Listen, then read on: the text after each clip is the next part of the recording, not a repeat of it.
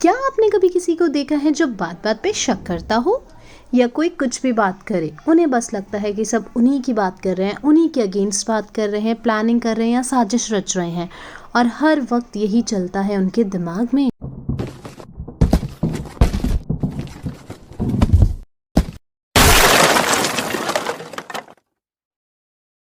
Yes, such people do exist. ऐसी personality वाले लोग एग्जिस्ट करते हैं.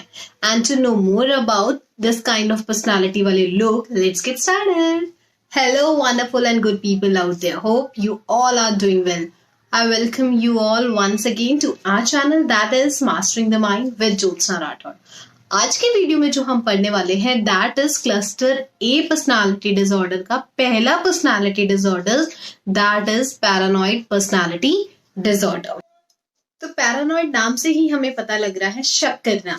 Paranoid that means suspicious nature, या ऐसा इंडिविजुअल जो हर वक्त दूसरों पे शक करता रहता है. तो पैरानॉइड पर्सनालिटी वाले जो लोग होते हैं they are not able to trust किसी पे. वो किसी पे भी ट्रस्ट नहीं कर पाते हैं. कोई कुछ भी करे, अच्छा करे बुरा करे तो उन्हें पता ही क्या क्या लगता है, बट अगर कोई अच्छा भी करे ना तो उनको यही लगता है कि ये पक्का कुछ ना कुछ मेरे अगेंस्ट करना चाहता है.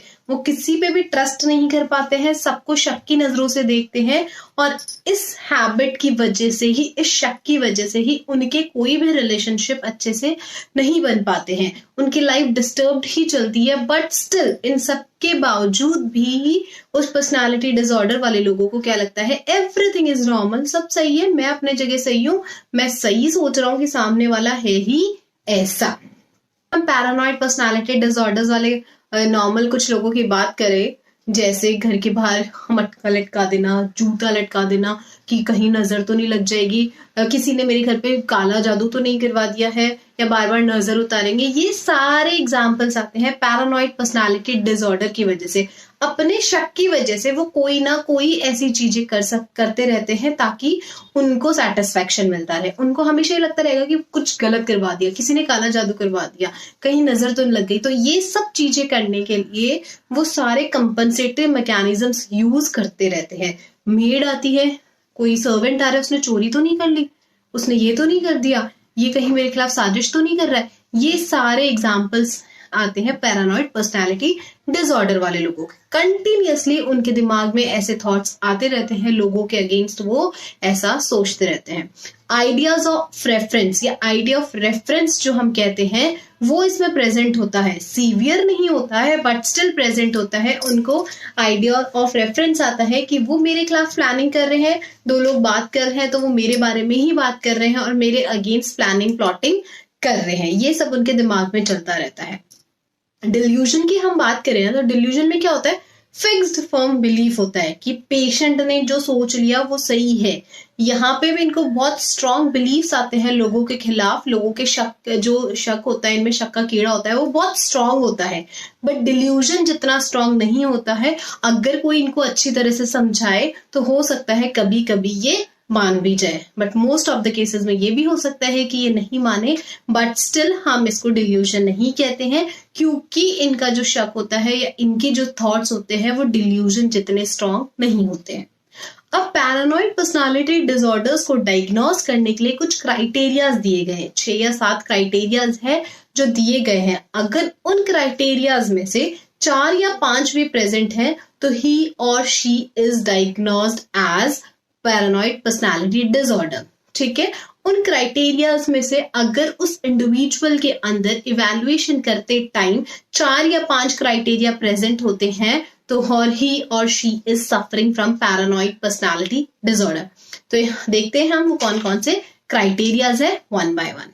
जो पर्सनालिटी है, पैरानॉइड पर्सनालिटी डिसऑर्डर है, उसके 7 क्राइटेरियाज है. ठीक है. 7 क्राइटेरियाज को हम याद रख सकते हैं गेट फैक्ट के नाम से. तो स्टार्टिंग विद द जी, सबसे पहला क्राइटेरिया है grudges hold for long time. Grudges मतलब किसी के अगेंस्ट नेगेटिव फीलिंग्स होना, बुरी भावना होना, इसको कहते हैं हम ग्रजेस. किसी ने कुछ कह दिया काफी साल पहले, किसी ने उसको कह दिया तुम्हारा ड्रेस अच्छा नहीं है या तुम अच्छे नहीं लग रहे हो, तो वो इंसान क्या पता भी जिंदा है या नहीं है, उस इंसान से क्या पता भी कांटेक्ट है नहीं है, 10-15 साल हो गए, बातचीत भी नहीं हो पा रही, लेकिन अभी तक वो पेशेंट उस इंडिविजुअल की कही गई छोटी सी बात लेके बैठा होगा अपने दिमाग और दिल में, और उस बात की वजह से उस पेशेंट के अंदर उसके लिए अनहेल्दी फीलिंग्स होगी, नफरत वाली फीलिंग्स होगी, क्योंकि उसके बारे में वो अभी भी सोचता है कि तुमने मुझे उस टाइम ऐसा क्यों कह दिया था।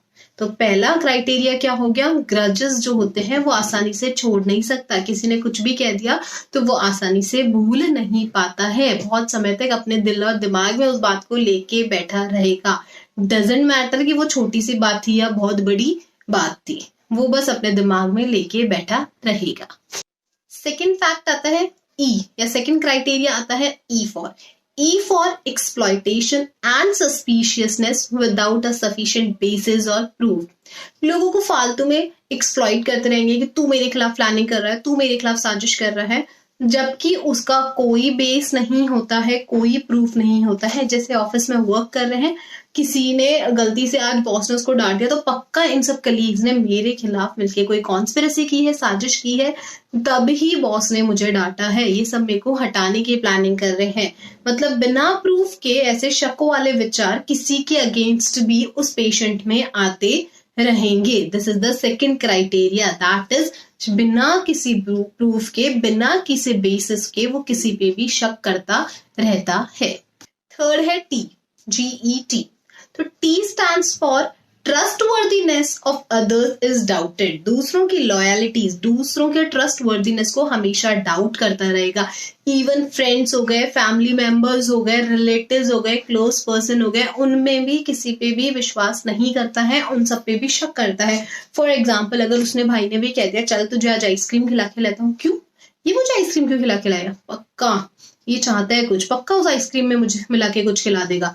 लाइक वो किसी की लॉयलिटी, किसी की वफादारी पे भी विश्वास नहीं कर सकते हैं, और इसकी वजह से उनके रिलेशनशिप किसी से अच्छे बन ही नहीं पाते हैं। फ्रेंड्स तो अच्छे होते ही नहीं है, इतना ज्यादा उनके फ्रेंड्स होते हैं, क्योंकि वो हमेशा दूसरों की लॉयलिटी पे, दूसरों की ट्रस्टवर्दीनेस पे डाउट करते रहते हैं।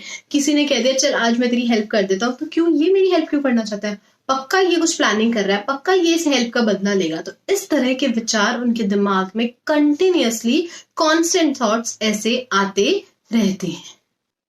Fourth one for F is fidelity of the spouses question. Fidelity का मतलब है एक जो रिस्पेक्ट वाली फीलिंग होती है, फेथफुल वाली फीलिंग होती है अपने स्पाउस के लिए, अपने पार्टनर के लिए, ये उस पर भी क्वेश्चन मार्क लेके चलते हैं।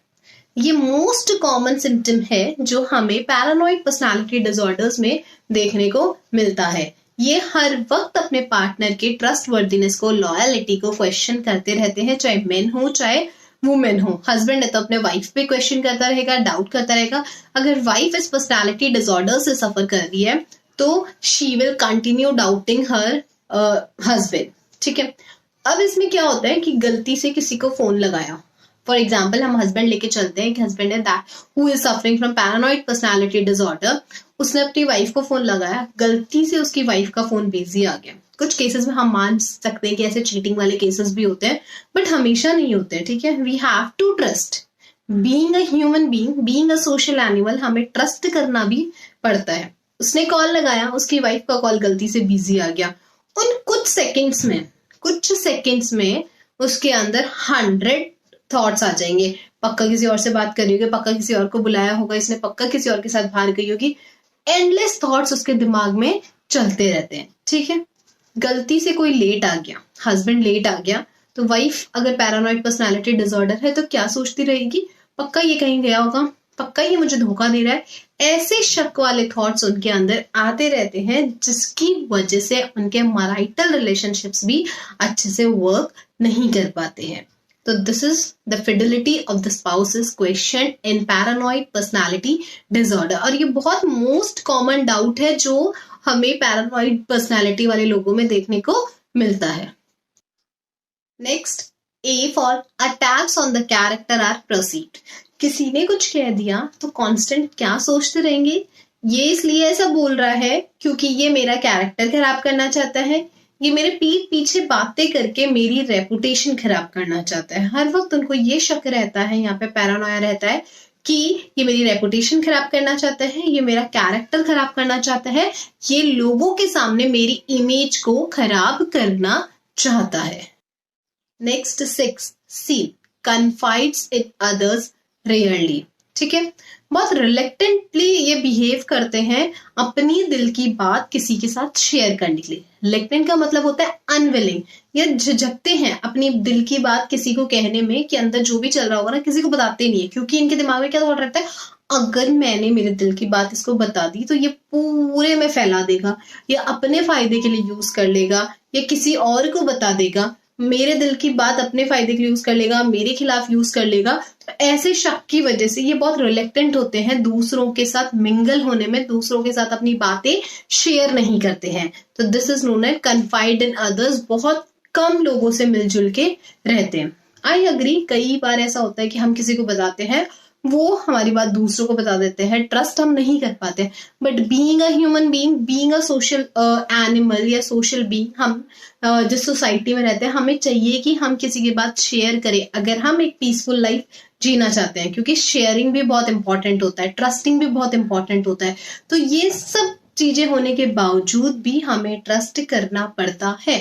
बट पैरानॉइड पर्सनालिटी डिसऑर्डर वाले लोग किसी पे भी विश्वास नहीं कर पाते हैं.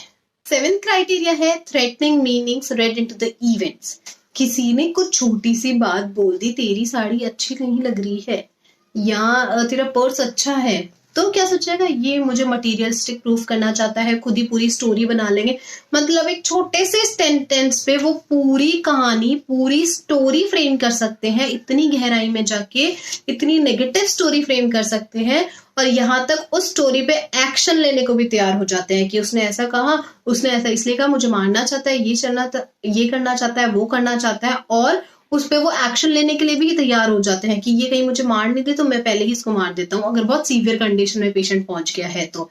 मतलब थ्रेटनिंग इवेंट्स, थ्रेटनिंग मीनिंग मतलब कुछ भी किसी ने बोला तो उसमें से खुद ही कंसीव कर लेंगे, खुद ही परसीव कर लेंगे सब कुछ, एक छोटी सी बात की बहुत बड़ी स्टोरी बना के खुद ही उस पर एक्शन लेने को भी तैयार हो जाते हैं. ऐसे होते हैं पैरानॉइड पर्सनालिटी वाले लोग. तो इन शॉर्ट हम कह सकते हैं पैरानॉइड पर्सनालिटी वाले लोग जो होते हैं वो हर किसी पे भी ट्रस्ट नहीं कर पाते हैं. एक शक की फीलिंग उनके दिमाग में कांस्टेंट रहती है हर किसी के लिए, चाहे वो उसका पार्टनर हो, चाहे उसके फैमिली मेंबर्स हो, चाहे उसके पेरेंट्स हो, चाहे फ्रेंड्स हो, चाहे रिलेटिव्स हो, चाहे कलीग्स हो, किसी पे भी विश्वास नहीं कर पाता है. हर वक्त ये थॉट चलता है कि ये मेरी इमेज को रुइन करना चाहता है, ये मुझे धोखा दे रहा है, ये मेरे अगेंस्ट प्लानिंग प्लॉटिंग कर रहे हैं. कॉन्स्टेंटली ऐसे थॉट्स उनके अंदर चलते रहते हैं. और सबसे बड़ी बात, ऐसे थॉट्स चलते रहने के बावजूद भी पेशेंट को लगता है कि उनके विचार सही है, वो कहीं भी गलत नहीं है. गलत है तो समझाने वाला है. बहुत कम चांसेस होते हैं कि ये समझ भी जाते हैं, बट बहुत कम chances. Okay, this was all about paranoid personality disorder. In next video, we will study about the coming personality disorders.